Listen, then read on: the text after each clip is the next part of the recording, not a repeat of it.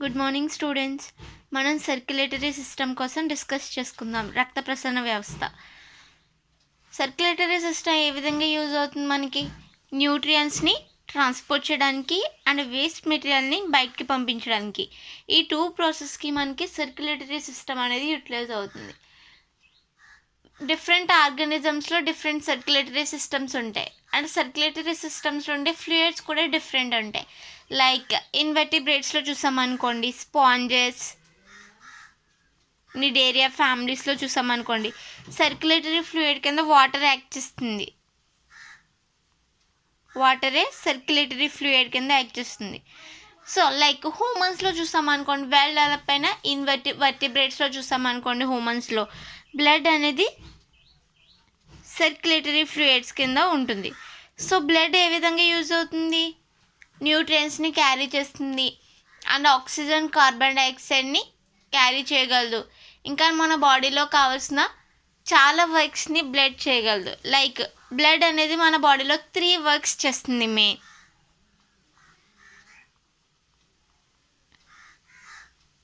పోలీస్మ్యాన్ job,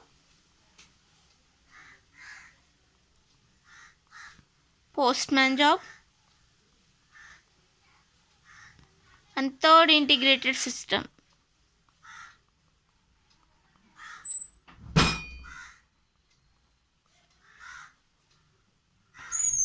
main ఈ 3 works blood మన బాడీలో చేస్తుంది. లైక్ పోలీస్మ్యాన్ జాబ్ ఎలా చేస్తుందంటే, మన బ్లడ్లో చాలా టైప్స్ ఆఫ్ బ్లడ్ సెల్స్ అనేవి ప్రజెంట్ అయి ఉంటాయి. Like RBC, WBC, red blood cells, white blood cells. So white blood cells అంటే ప్లేట్లెట్స్. ఇవి ఏం చేస్తాయి? వైట్ బ్లడ్ సెల్స్ మన బాడీలో ఏవైనా సరే unwanted foreign substance like virus, bacteria లాంటివి ఎంటర్ అయ్యాయనుకోండి, ఏం చేస్తుంది? బ్లడ్లో ఉన్న సెల్స్ వాటిని కీల్ చేసి వాటి నుంచి మనకి ప్రొటెక్షన్ ఇస్తుంది. ఆ విధంగా బ్లడ్ అనేది పోలీస్మ్యాన్ జాబ్ చేస్తుంది, అంటే ప్రొటెక్షన్ చేస్తుంది మనకి. వేరొక లైక్ థీఫ్ని ఎలా పోలీసులు పట్టుకుని క్రిమినల్స్ని ఎలా మనకి ప్రొటెక్ట్ చేస్తూ ఉంటారో, అలాగే మన బాడీని అన్వాంటెడ్ ఫారెన్ సబ్స్టెన్స్ నుంచి లైక్ బ్యాక్టీరియా, వైరస్ వంటి పార్టికల్స్ నుంచి బ్లడ్ అనేది ప్రొటెక్ట్ చేస్తూ పోలీస్మ్యాన్ జాబ్ చేస్తుంది. Next postman job. పోస్ట్మ్యాన్ అనేవారు ఏం చేస్తారు? మనం ఎక్కడికో అడ్రస్కి లెటర్ రాస్తే ఆ అడ్రస్కి, పర్టికులర్ అడ్రస్కి ఆ లెటర్ని తీసుకువెళ్ళి చేరవేయడానికి హెల్ప్ చేస్తారు. సో వాళ్ళు పర్టికులర్ అడ్రస్కి తీసుకువెళ్ళి ఆ లెటర్ని చేరవేస్తారు. సో అలాగే మన బాడీలో బ్లడ్ కూడా అలాంటి వర్క్ ఒకటి చేస్తుంది. ఏంటంటే మన బాడీలో చాలా టైప్స్ ఆఫ్ హార్మోన్స్ అనేవి రిలీజ్ అవుతూ ఉంటాయి. ఈ హార్మోన్స్ అన్నీ ఒక చోట రిలీజ్ అవుతాయి. సో ఒక చోట అంటే మన బ్రెయిన్ నుంచి ఇన్ఫర్మేషన్ వెళ్ళాక హార్మోన్ రిలీజ్ అవుతుంది. బట్ హార్మోన్ అనేది పర్టికులర్ ఆర్గన్ దగ్గరికి తీసుకెళ్ళే మాత్రం బ్లడ్ పోస్ట్మ్యాన్ జాబ్ చేస్తుంది. ఎలా? బ్రెయిన్లో ఆ హార్మోన్ రిలీజ్ అయింది అనుకోండి, అక్కడి నుంచి న్యూరాన్ సపోర్ట్స్ తీసుకుని బ్లడ్ ద్వారా అది ఏ పర్టికులర్ ఆర్గన్ దగ్గరికి ఆ హార్మోన్ వెళ్ళాలో అక్కడికి దాన్ని చేరవేస్తుంది. సో ఆ విధంగా పోస్ట్మ్యాన్ జాబ్ చేస్తుంది. థర్డ్ ఇంటిగ్రేటెడ్ సిస్టమ్ అని దేని అంటారంటే, ఏ ఆర్గన్ లేదా ఏదైనా ఒక థింగ్ కానీ ఒకటి కన్నా ఎక్కువ వర్క్స్ చేస్తే దాన్ని థర్డ్ ఇంటిగ్రేటెడ్ సిస్టమ్ అంటారు. సో మన బాడీలో బ్లడ్ అనేది ఒకటి కన్నా ఎక్కువ వర్క్స్ చేస్తుందా లేదా? చేస్తుంది. పోలీస్మ్యాన్ జాబ్ చేస్తుంది, ప్రొటెక్షన్ ఇస్తూ. పోస్ట్మ్యాన్ జాబ్ చేస్తుంది, హార్మోన్స్ని పర్టికులర్ ఆర్గన్ దగ్గరికి తీసుకువెళ్తూ. అండ్ ఇంకా మన బాడీలో న్యూట్రియంట్స్ని ట్రాన్స్పోర్ట్ చేస్తుంది, వేస్ట్ మెటీరియల్ని బయటకు పంపిస్తుంది, ఆక్సిజన్, కార్బన్ డైఆక్సైడ్ని ట్రాన్స్పోర్ట్ చేస్తుంది. సో ఇవన్నీ ఒకటే కదా చేస్తుంది. సో ఈ విధంగా ఏదైనా ఒకే థింగ్ లేదా ఏదైనా ఒకే ఆర్గన్ ఒకటి కన్నా ఎక్కువ వర్క్ చేస్తే వాటిని థర్డ్ ఇంటిగ్రేటెడ్ సిస్టమ్ అని అంటారు. సో మెయిన్ ఈ 3 వర్క్స్ మన బాడీలో ఉన్న బ్లడ్ చేస్తుంది. సో మన బాడీలో మెయిన్ బ్లడ్ అనేది సర్క్యులేటరీ ఫ్లూయిడ్ కింద ఉంటుంది. అండ్ మన బ్లడ్లో లింఫ్ కూడా ప్రజెంట్ అయి ఉంటుంది. లింఫ్ అనేది కలర్లెస్ ఫ్లూయిడ్. సో ఇది కూడా మన బాడీలో ఏం చేస్తుంది? వేస్ట్ మెటీరియల్ని బయటకి తీసుకెళ్ళడానికి యూజ్ చేస్తుంది. సో బ్లడ్లో మనకి ఏమేమి ప్రజెంట్ అయి ఉంటాయి? బ్లడ్లో బ్లడ్ సెల్స్ అనేవి ప్రజెంట్ అయి ఉంటాయి. అండ్ హీమోగ్లోబిన్ అనే ప్రోటీన్ అనేది ప్రజెంట్ అయి ఉంటుంది. అండ్ ఇంకేం ప్రజెంట్ అయి ఉంటే మనకి బ్లడ్లో ప్లాస్మా ప్రజెంట్ అయి ఉంటుంది. సో ఇవన్నీ మనకి బ్లడ్లో ప్రజెంట్ అయ్యే పార్ట్స్. బ్లడ్ సెల్స్ మనకి ఏ విధంగా హెల్ప్ చేస్తాయి? లైక్ ఆర్బీసీ సెల్స్ ఉన్నాయనుకోండి, ఏం చేస్తాయి? మనం ఆల్రెడీ రెస్పిరేటరీ లెసన్లో డిస్కస్ చేసుకున్నాం. ఆర్బీసీ సెల్స్ అనేవి ఒక్కొక్క హీమోగ్లోబిన్ మాలిక్యూల్తో 4 ఆక్సిజన్ మాలిక్యూల్ బైండింగ్ అవ్వడం ద్వారా మనకి బాడీ అంతా ఆక్సిజన్ అనేది ట్రాన్స్పోర్ట్ అవుతుంది. సో ఆర్బీసీ సెల్స్ అనేవి మన బాడీలో ఆక్సిజన్ని ట్రాన్స్పోర్ట్ చేయడానికి యూజ్ అవుతాయి. అండ్ ప్లాస్మా ఏ విధంగా యూజ్ అవుతుంది? మన బాడీలో యాంటీబాడీస్ అనేవి ప్రిపేర్ అయ్యేవి ప్లాస్మాలోనే. సో ఒకసారి మన బాడీలో యాంటీబాడీస్ ప్రిపేర్ అయ్యాక అవి ప్లాస్మాలోనే లైఫ్ లాంగ్ ఉంటాయి. సో ఈ విధంగా మనకి ప్లాస్మా అనేది ప్రొటెక్షన్కి యూజ్ అవుతుంది. అండ్ ఇంకా మన బాడీలో కొన్ని ప్రోటీన్స్ అండ్ కొన్ని ఎంజైమ్స్ కూడా ప్రజెంట్ అయి ఉంటాయి. లైక్ మనకి ఏదైనా గాయమైంది అనుకోండి, దెబ్బ తగిలింది అనుకోండి, అక్కడి నుంచి బ్లడ్ బయటకు వస్తుందా లేదా? వస్తుంది. బట్ కొంచెం టైం అయిన తర్వాత ఆ బ్లడ్ అనేది స్టాప్ అయిపోతుంది. ఎందుకు స్టాప్ అయిపోతుందంటే మన బాడీలో యాంటీ కోగులెంట్ రియేజెంట్స్ అనేవి ఉంటాయి. సో హెపారిన్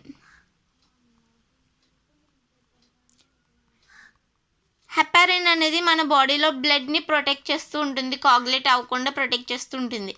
బయట మనకి ఎప్పుడైనా దెబ్బ తగిలినప్పుడు బ్లడ్ బయటకు వస్తూ ఉంటుంది. సో అది కొంచెం టైం తర్వాత ఆగిపోతూ ఉంటుంది. సో అలా ఆగాలంటే మన బాడీలో ప్రోథాంబిన్ అనే విటమిన్ ఉంటుంది.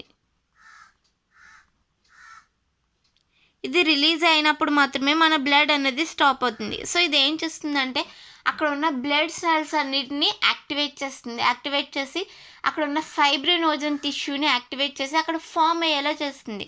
సో ఎప్పుడైతే బ్లడ్ స్టాప్ అవుతుందో అక్కడ ఒక వైట్ కలర్ లేయర్ అనేది ఫామ్ అవుతుంది. సో ఆ లేయర్ నుంచి బ్లడ్ బయటకు రాకుండా చేసేది ఈ ప్రోథాంబిన్ విటమిన్. సో ఎవరైతే ఐరన్ ఫుడ్ని ఎక్కువగా తీసుకుంటారో వాళ్ళలో ఈ విటమిన్ అనేది ఎక్కువగా ఉంటుంది. ఎవరైతే ఐరన్ కంటెంట్ ఫుడ్ తక్కువగా తీసుకుంటారో వాళ్ళు ఈ విటమిన్ ఉండదు. సో వాళ్ళకి దెబ్బ తగిలినా సరే బ్లడ్ అనేది ఎక్కువ బయటకు వచ్చేస్తూ ఉంటుంది, తొందరగా క్లాటింగ్ అనేది జరగదు. సో ఈ విటమిన్ ఎవరిలో అయితే ఎక్కువగా ఉంటుందో వాళ్ళలో బ్లడ్ క్లాట్ అనేది తొందరగా జరుగుతుంది. ఓకే, హ్యూమన్ బాడీలో సర్క్యులేటరీ ఆర్గన్ ఏంటి? బ్లడ్ని సర్క్యులేట్ చేసే ఆర్గన్ హార్ట్. హార్ట్ అనేది మన బాడీలో బ్లడ్ని సర్క్యులేట్ చేసే ఆర్గన్. ఇది ఒక మస్కులర్ ఆర్గన్. ఇది ఎక్కడ లొకేట్ అయి ఉంటుంది?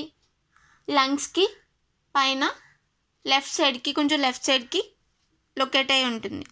అండ్ క్లించెడ్ ఫిస్ట్ సైజ్లో ఉంటుంది. అంటే మనం పిడికిలి బిగిస్తే ఎంత సైజు ఉంటుందో అంత సైజులో మన హార్ట్ అనేది ఉంటుంది.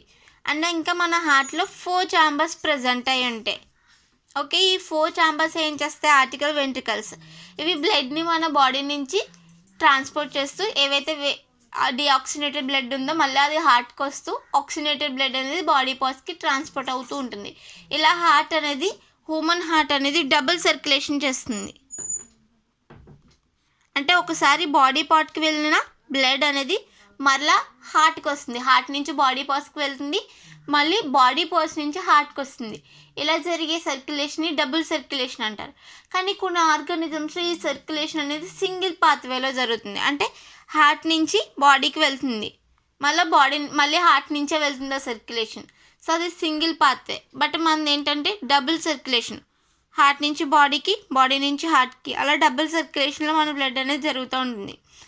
సర్క్యులేషన్ పాత్వేస్ అనేవి మెయిన్ 2 టైప్స్ ఉంటాయి, open type and closed type. Open టైప్లో ఏంటంటే బ్లడ్ అనేది డైరెక్ట్గా బాడీ ఆర్గన్స్ ద్వారా అండ్ క్యాపిలరీస్ లేకుండా, ఎటువంటి చిన్న చిన్న క్యాపిలరీస్ లేకుండా ఆర్టరీస్ ద్వారా డైరెక్ట్గా బాడీ పార్ట్స్కి సర్క్యులేట్ అయిపోతుంది.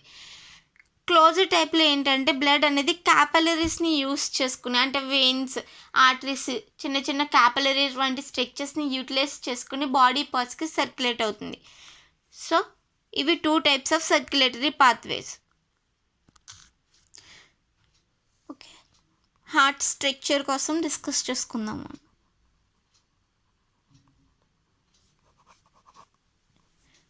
ప్రతి ఆర్గనిజంలోనే హార్ట్ ఛాంబర్స్ 4 ప్రజెంట్ అయి ఉంటాయా? ఇంకా తక్కువ ఏమైనా ఉంటాయా? లైక్ మనం వర్టిబ్రేట్స్ గురించి డిస్కస్ చేసుకున్నాం అనుకోండి. ఎన్ని ఫైలమ్స్ ఉంటాయి వర్టిబ్రేట్స్లో? 5 ఫైలమ్స్ ప్రజెంట్ అయి ఉంటాయి. లైక్ ఫిష్లో ఎన్ని హార్ట్ ఛాంబర్స్ ఉంటాయి? 2. ఆంఫిబియన్స్లో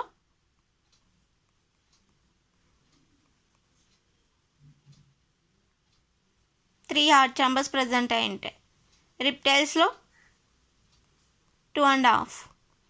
2 ఛాంబర్స్ అనేవి కంప్లీట్గా ఉండి ఒక ఛాంబర్ అనేది ఇన్కంప్లీట్గా ఉంటుంది. బర్డ్స్లో 4 ఛాంబర్స్ ప్రజెంట్ అయి ఉంటాయి. మమ్మల్స్లో 4 ఛాంబర్స్ ప్రజెంట్ అయి ఉంటాయి. సో అన్ని ఆర్గానిజమ్స్లోని హార్ట్ ఛాంబర్స్ ఒకేలా ఉండాల్సిన అవసరం లేదు. ప్రతి ఆర్గానిజంని దాని బాడీ సైజ్ అండ్ స్ట్రక్చర్ని డిపెండ్ చేసుకుని హార్ట్ ఛాంబర్స్ అనేవి డివైడ్ అయ్యాయి. లైక్ హ్యూమన్స్లో చూసామనుకోండి, ఎన్ని హార్ట్ ఛాంబర్స్ ప్రజెంట్ అయి ఉంటాయి? 4 హార్ట్ ఛాంబర్స్ అనేవి ప్రజెంట్ అయి ఉంటాయి. 2 వెంట్రికల్స్ అండ్ 2 ఆర్టికల్స్. వీటి ద్వారానే మన బాడీలో బ్లడ్ అనేది ట్రాన్స్పోర్ట్ అవుతూ ఉంటుంది. హ్యూమన్ హార్ట్ అనేది మీసోడర్మల్ రీజియన్లో ప్రజెంట్ అయి ఉంటుంది. అండ్ ఇది ఒక మస్కులర్ ఆర్గన్. దీని వాల్స్ అనేవి చాలా థిక్గా ఉంటాయి అండ్ క్లించెడ్ ఫిస్ట్ సైజులో ఉంటుంది. అంటే మనం పిడికిలు బిగించినంత సైజులో హార్ట్ అనేది ఉంటుంది. అండ్ ఇది ఒక పల్సేటింగ్ ఆర్గన్. ఎప్పుడు ఇది కన్స్ట్రక్ట్ అవుతూ రిలాక్స్ స్టేజ్ వస్తూ ఉంటుంది. అండ్ ఇంకా ఏంటంటే దీన్ని కవర్ చేస్తూ హార్ట్ని పెరికార్డియం ఒక లేయర్ ఉంటుంది. ఈ లేయర్ అనేది మన హార్ట్ని ప్రొటెక్ట్ చేస్తూ ఉంటుంది. అండ్ ఇంకా మన హార్ట్లో 4 ఛాంబర్స్ అనేవి ప్రజెంట్ అయి ఉంటాయి. అండ్ మన హార్ట్లో ఉండే పెరికార్డియం లేయర్ అనేది outer side and inner side 2 layers present అయి ఉంటాయి పెరికార్డియంలో. అవుటర్ సైడ్ ఉన్నది ఫైబ్రస్ పెరికార్డియం, ఇన్నర్ సైడ్ ఉన్నది సిరోస్ పెరికార్డియం. ఈ 2 లేయర్స్ ద్వారా మనకి పెరికార్డియం లేయర్ అనేది మేడప్ అయి ఉంటుంది. సో ఇది ఫ్రిక్షన్స్ నుంచి అండ్ సడన్ షాక్స్ నుంచి మన హార్ట్ని ప్రొటెక్ట్ చేస్తూ ఉంటుంది. అండ్ ఇంకా ఈ రెండింటికి లేయర్కి మధ్యలో మనకి పెరికార్డియల్ ఫ్లూయిడ్ కూడా ప్రజెంట్ అయి ఉంటుంది. ఇది కూడా హార్ట్ని సడన్ షాక్ నుంచి ప్రొటెక్ట్ చేస్తూ ఉంటుంది. ఓకే, హార్ట్ వాల్లో మెయిన్ 3 లేయర్స్ అనేవి ప్రజెంట్ అయి ఉంటాయి. అవి ఎపికార్డియం, మయోకార్డియం, ఎండోకార్డియం. ఈ 3 లేయర్స్ మెయిన్ హార్ట్ లేయర్స్లో ప్రజెంట్ అయి ఉంటాయి. సో ఎపికార్డియం అనేది పై వైపు ఉండే లేయర్ అండ్ మయోకార్డియం మిడిల్లో ఉండే థిక్ కార్డియాక్ మజిల్స్. లైక్ మనకి కార్డియాక్ టిష్యూ ఉంటుంది, ఓన్లీ హార్ట్లో మాత్రమే ప్రజెంట్ అయి ఉంటుంది ఆ టిష్యూ. సో ఆ టిష్యూ అంతా మయోకార్డియం లేయర్తో ప్రొటెక్ట్ చేయబడి అండ్ మేడప్ అయి ఉంటుంది. And last layer endocardium. ఇది ఒక ఎండోథీలియం లేయర్. లోపల ఉన్న మన లేయర్స్కి అంటే మన హార్ట్ ఛాంబర్స్ అనేవి డివైడ్ అవ్వడానికి అండ్ వాటి ప్రొటెక్షన్కి కూడా ఇది యూజ్ అవుతూ ఉంటుంది లాస్ట్లో ఉన్న లేయర్స్. అండ్ మెయిన్ మనకి ఎండోథీలియల్ లేయర్లోనే బ్లడ్ వెజల్స్ కావచ్చు, బ్లడ్ని తీసుకువెళ్ళే లేయర్స్ కావచ్చు అన్నీ ఎండోథీలియల్లోనే ప్రజెంట్ అయి ఉంటాయి మనకి. సో మనకి మన బాడీలో ఆర్టరీస్ అండ్ వెయిన్స్, ఈ 2 టైప్స్ ఆఫ్ బ్లడ్ ఆర్టరీస్ అనేవి ప్రజెంట్ అయి ఉంటాయి. ఇవే మన బాడీలో బ్లడ్ని తీసుకువెళ్ళి మళ్ళీ హార్ట్కి బ్లడ్ని తీసుకొస్తాయి. సో ఆక్సిజనేటెడ్ బ్లడ్ని మన బాడీ పార్ట్స్ అన్నిటికి తీసుకుని వెళ్తాయి ఫస్ట్ ఆర్టరీస్. సో నెక్స్ట్ ఏమవుతాయంటే మన బాడీ పార్ట్స్ అంటే టిష్యూస్ కావచ్చు, సెల్స్ కావచ్చు, ఆక్సిజన్ని యూటిలైజ్ చేసుకున్న తర్వాత ఏదైతే బ్లడ్ అంటే కార్బన్ డైఆక్సైడ్ ఉన్న డీఆక్సినేటెడ్ బ్లడ్, ఆక్సిజన్ లేని బ్లడ్ని మరలా వెయిన్స్ అనేవి హార్ట్కి తీసుకువెళ్తాయి. సో ఇలా సర్క్యులేషన్ జరుగుతూ ఉంటుంది. సో హార్ట్కి తీసుకెళ్లే ముందు ఆ బ్లడ్ ఎక్కడి నుంచి వెళ్తుంది? మనకి లంగ్స్ నుంచి వెళ్తుంది. సో లంగ్స్ ఏం చేస్తాయి? లంగ్స్లో ఉన్న అల్వియోలర్ సాక్స్ అనేవి దాంట్లో ఆక్సిజన్ని రిలీజ్ చేస్తాయి. సో ఎప్పుడైతే ఆక్సిజన్ అందులో రిలీజ్ అయిందో అందులో కొంచెం అమౌంట్ ఆఫ్ కార్బన్ డైఆక్సైడ్ కూడా ఉంటుంది. సో ఎప్పుడైతే ఈ బ్లడ్ మన హార్ట్లోకి వెళ్ళిందో మన హార్ట్ ఛాంబర్స్ అనేవి దాన్ని ఆక్సినేటెడ్ అండ్ డీఆక్సినేటెడ్ బ్లడ్ కింద సపరేట్ చేస్తాయి.